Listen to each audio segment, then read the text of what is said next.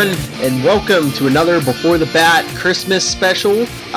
This is episode 5, where I am joined once again by Lil Hellfire. Hey guys. And we are reviewing this Christmas tale. Isn't Batman per se, it's Nightwing. It's what's the title of this? On a Christmas Evening. It's from Nightwing 64. February. Well, the date is February 2002, which I think smacked it right around Christmas, the release, which makes sense because the big.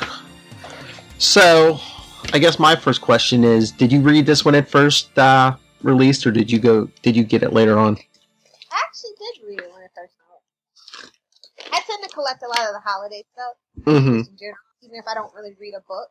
If it has like a Christmas theme, I'll usually read it, or a Hanukkah theme, or whatever. Yeah, I was collecting it. I mean, I was for a while collecting this monthly, so yeah, it just happened to come down. But I mean, I thought it was a good Christmas issue. I remember. I mean, it's not bad, but like this particular artist wasn't like my cup of tea, especially for Nightwing. Oh, Trevor McCarthy. Oh, really? Yeah, I mean, like I said, not bad, but I just think the style isn't my favorite. It seems like too, I don't know, maybe anime for me, especially on like a Bat book. Oh, okay, that makes sense. I can see it.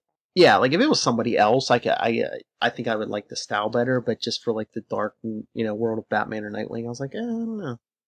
I thought that this story was. I mean, it's cute that as his he gets to get his Nightwing thing and combine it with his police work. Yeah. Yeah, just all the corrupt, all the corrupt cops are just like when they get all the letters from the kids, they're like they get the feels. I know, right? Uh-huh.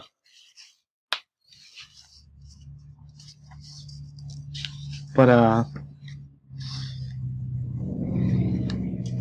So the dude totally knows that Nightwing and Dick Grayson are the same person, right? Who? At the end of the story. Oh. I don't know. Do you think so? That's how I took it, like the first couple of times that I read it. Okay, because I was, I don't know. I just think I would have thought they would have given us like a bigger wink and a nod if that was the case. I don't know. Yeah. You mean Santa's elf? Exactly. He's somebody's elf, but it ain't Santa. Ah! My boss is a whole lot angrier. But yeah, no, that's the whole thing is, at this point in time, Dick Grayson's a part-time vigilante, part-time Bloodhaven cop, and the cops every year get these letters from these kids, and Dick opens this letter from a little girl asking for a job for her father so he doesn't have to do something that's going to get him arrested. But of course it couldn't be that easy. There's no address on the letter. And she says, doesn't she sign it the name of the doll she's playing with? Exactly. Luckily, he got on the right trail once he hit that toy store. Yeah, well, it wasn't even a toy store, wasn't it? It's a bad neighborhood, so he questioned. Well, after Tim Drake runs him down the lead, he asked the guy in the corner if the dolls are falling off the back of the truck. Hey, that's a toy store in my neighborhood, buddy. I was gonna say that's Bloodhaven. And luckily, then of course he has really great timing. The little girl's like, you know what? I'm just gonna flush these drugs. Never mind that bad people might come looking for my daddy. I'm just gonna do this. Well, I mean, she seems pretty young, so I don't think she fully understands.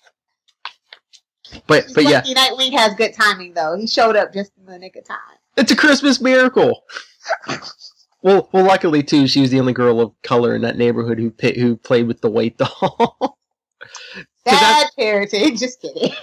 Well, that's the only way he got the lead, because the guy at the truck's like, we don't sell a lot of those dolls in this neighborhood. But I mean, it was a cute Christmas story, Definitely, I liked it. It was just a bummer that they actually didn't kind of keep doing that for every Christmas it's a different letter or whatever. Mm-hmm. I thought that's what that was kind of leading up to, and then the next, I was just like, oh. Well, what was this, 64? I think at this time, at this point, the year after, I don't think Dixon was on the book. It might have went to Devin Grayson. Yeah, it did. Yeah. He could have still kept the tradition alive. Yeah, but then that gets tricky too if you do that every year, though, because you're kind of like aging. You know, you're saying the character's aged. Oh, right, comic book time. Sorry. Mm-hmm. So it's like if you get one of these stories like every 5 years or something. We're like Marvel.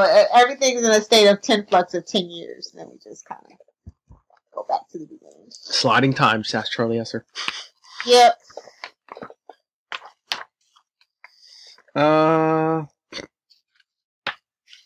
But yeah, like I said, the art in this, not my style. Look at the hairstyles on Nightwing and Tim Drake. Yeah, it looks like that terrible Dragon Ball movie with that we don't talk about with all the white people in it. Yeah, I get it. I never did like his partner though. No. Always rubbed me the wrong way. Why? She was actually one of the clean cops in Bloodhaven. I know. That's probably why she rubbed me the wrong way. It's just like it would have been more interesting. Yeah, I guess. We could have had like the Gotham version of, you know what I mean, where she was kind of a crappy cop, and then like Dick's influence just kind of put some shine on her. Yeah. And for all you continuity buffs, this was the last issue before the Bruce Wayne murderer tie-ins. Oh yeah. Oh. You know what I remember about this one though is that the issue before this was really good too. 63 was really good. Mm-hmm. Well, this is right after what was that Joker storyline where Dick thinks the Joker killed Tim Drake, so he like kills the Joker temporarily. Only in a comic book.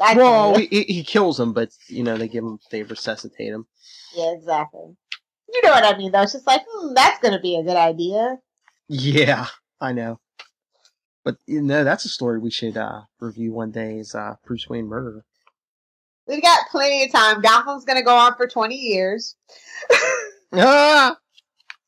Hey, when that show goes off the air, this is becoming a purely Batman podcast. Oh, no, I'm serious. They're going to milk it for all it's worth. Yeah, I know. Oh, but all in all, this was a great Christmas story, I think. Mm-hmm. But, what did you think of the cover? It really doesn't... Yeah, it doesn't scream Christmas to me.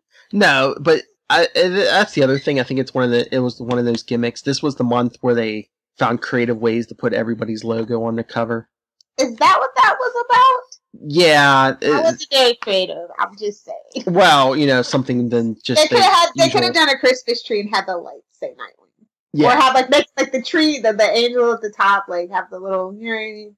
Yeah, but like I said, that was, like, the gimmick this month, I think. So, maybe they didn't know the Christmas story was going in this issue.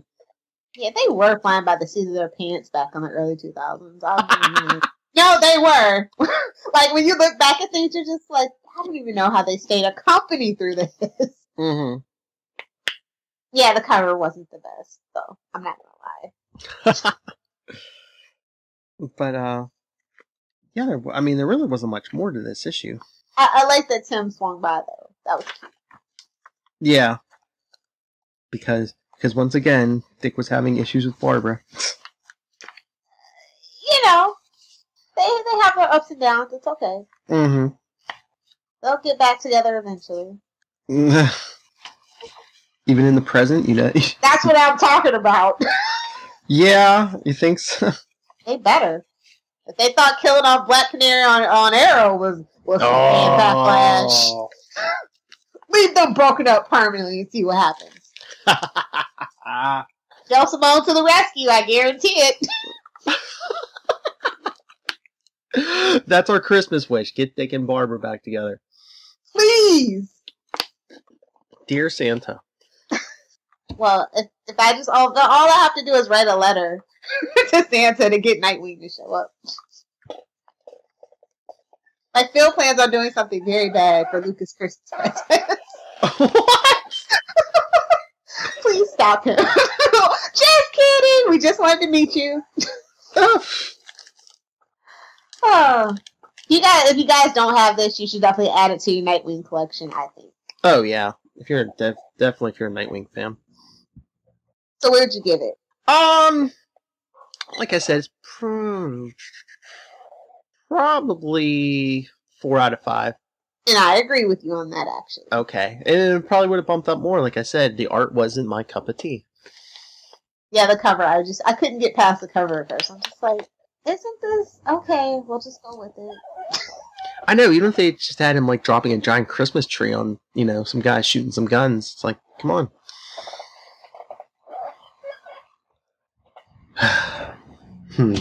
Alright. Was that it on this one then? Pretty much. Like I said, this one was a pretty quick one because it's just one issue. Yep. So, yeah. Hopefully you guys have been enjoying these Christmas episodes. The next 3 episodes, you'll get Tyler Patrick with some classic Batman tales. But give us your feedback. What do you think? beforethebat@gmail.com, on Facebook, Before the Bat, the Gotham Podcast, and our Twitter is @BeforeTheBatPod. And I'm sure you've all been enjoying Lilith. Lilith, where can people find you? You guys can find me on Twitter @Lilith Hellfire or @AdventuresInFG. You can also check out my website, Adventures in Fangirling, where if you're looking for your next new fandom to join, I can guide you through that. Right now, it's obviously holiday themed, of holiday movies and TV episodes from various holidays, stuff like that. Also, Christmas toy reviews. So if you collect or you have kids, be sure to check that out. All right. And as for me, you can always get a hold of me, nightwingpdp@gmail.com. On Twitter, I am @nightwingpdp. Discuss anything DC, Marvel. Probably planning some reviews for Marvel and DC. So if there's anything you want reviewed, send it in. If we don't have it, we'll try to find it. All right. Like I said, until then, hopefully you're almost ready for Christmas. Like I said, next episode, the next few will be Tyler Patrick, and I will see you back here on episode 9, where Tyler and I will finish the whole thing up. But until then, same bad time, same bad channel, and happy holidays.